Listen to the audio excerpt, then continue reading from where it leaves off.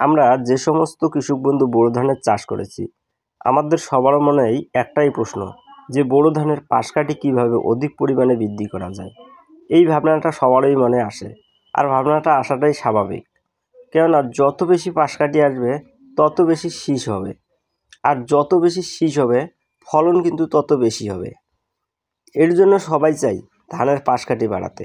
তাই ধানের পাশ কাঠি আমরা বাড়াবো কীভাবে সে বিষয়ে আমার চ্যানেলে একটা ভিডিও দেওয়া আছে, আপনারা চাইলে ওই ভিডিওটা একবার দেখতে পারেন। আমি ভিডিওর লিঙ্ক ডেসক্রিপশন বক্সে দিয়ে রাখব। এরপরে সংক্ষেপে কিছু আপনাদের জানিয়ে রাখি। ধান চাষে সার তো আমাদের দিতেই হবে।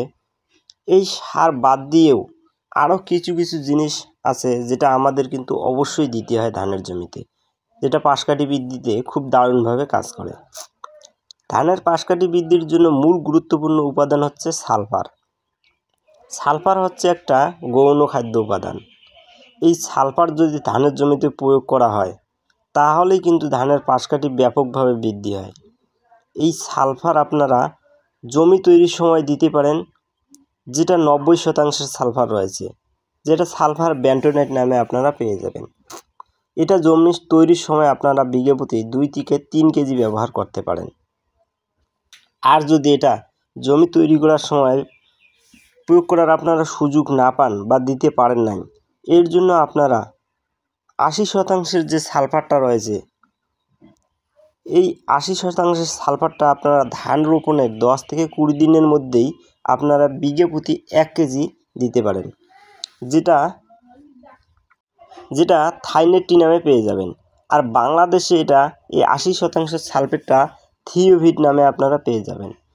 এই সালফারের পাশাপাশি ধানের জমির জন্য আরও একটি গুরুত্বপূর্ণ উপাদান আছে, যেটা হচ্ছে জিঙ্ক।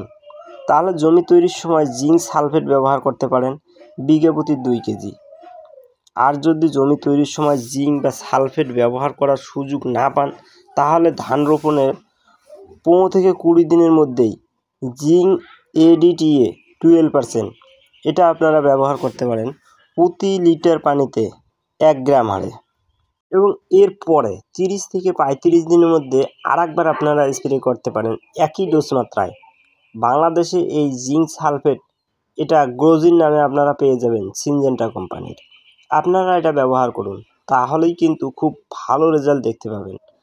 আর যদি জমিতে জৈব সার ব্যবহার না করেন তাহলেও ধানের পাশ কাঠি বৃদ্ধি কম হবে এবং পরবর্তীতে আপনারা ফলনও কম পাবেন। এর জন্য ধান চাষে জৈব সার কিন্তু অবশ্যই আপনাকে দিতে হবে। অন্য কিছু যদি নাও দিতে পারেন তারপরেও আপনারা বিঘা প্রতি 1 টুলি কমসে কম গোবর সারটা অবশ্যই দেবেন।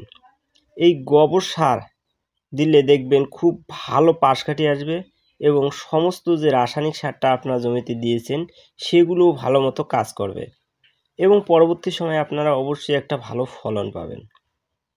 এরপরে আসি সার ব্যবস্থাপনায়। যখনই আপনারা ধান চাষ করবেন, ধানের পাশ কাঠি যাতে বেশি পরিমাণে আসে এই ধরনের সার কিন্তু আপনাকে অবশ্যই প্রয়োগ করতে হবে। এক্ষেত্রে আপনারা জমি তৈরির সময় অবশ্যই ফসফেটটা ব্যবহার করবেন, কারণ ফসফেট যেমন পাশ কাঠি বৃদ্ধিতে সাহায্য করে, পাশাপাশি ধানের শিকড় বৃদ্ধিতেও খুব দারুণভাবে কাজ করে। কারণ ধানের শিকড়ের যত বৃদ্ধি ভালো হবে পাশ কাঠির সংখ্যাও কিন্তু তত বেশি হবে। এর জন্য এই কাদা তৈরির সময় ফসফেটটা আপনারা অবশ্যই ব্যবহার করবেন বিঘা প্রতি 30 থেকে 35 কেজি। তাহলে কৃষক বন্ধু যাতে ধানের পাশ কাঠি ভালো মতো আসে, শিকড়ের বৃদ্ধি ভালো মতো হয়, এর জন্য ধান রোপণের 10 থেকে 15 দিনের মধ্যে যে কম্বিনেশনের সার প্রয়োগ করবেন সেটা হচ্ছে আপনারা ইউরিয়া নেবেন বিঘা প্রতি 10 থেকে 12 কেজি। এটা আপনারা আপনাদের জমির মাপ হিসেবে আপনারা নেবেন। তার সাথে 1 কেজি যে 80% যে সালফারটা রয়েছে আপনারা এই সালফারটা নেবেন 1 কেজি। যদি জমি তৈরির সময় না দিয়ে থাকেন তাহলে আপনারা ব্যবহার করবেন।